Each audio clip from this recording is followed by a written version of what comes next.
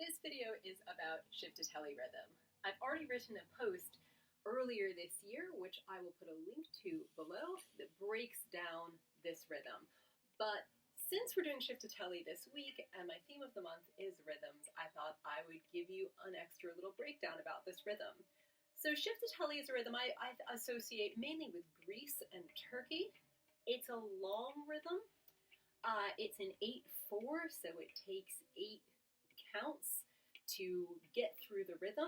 A lot of stuff we dance to is in 4/4, but Chiftetelli is 8/4, so it's a long rhythm. It goes dum ka tek ga tek dum dum tek, so pretty long, and it can be played slow or fast. I love it as a slow rhythm. I think it really gives some great structure to a slow song when you have this time to go slow, slow, quick, quick, quick.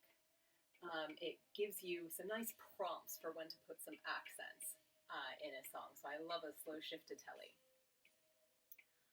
So this rhythm is in a count of 8, and it is totally fine as a belly dancer to just hear the rhythm, understand it on an intuitive level, and not understand all the counting music theory bit. That is totally fine. But for you people who are counters, who like to think of music this way, what you're doing is you're thinking through a count of 8, and you're putting the emphasis on the 5, 6, 7, and then 8 is a rest. So it goes dum ka tek, and then it's 5, 6, 7 is the emphasized part. Let's just put on some music, and I'm going to clap on the 5, 6, 7, the part that I think of as the accent part.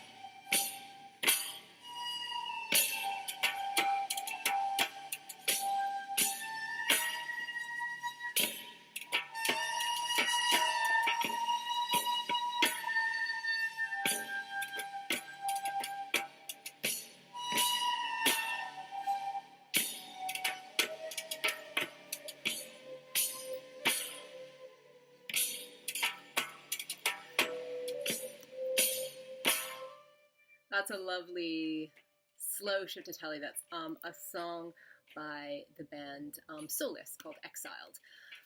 And those are just some ways that you might emphasize the Chiftetelli rhythm. It's a rhythm I particularly find lovely for veil work and for slow moves like those. So hopefully that's given you a few ideas for how you can dance to the Chiftetelli rhythm.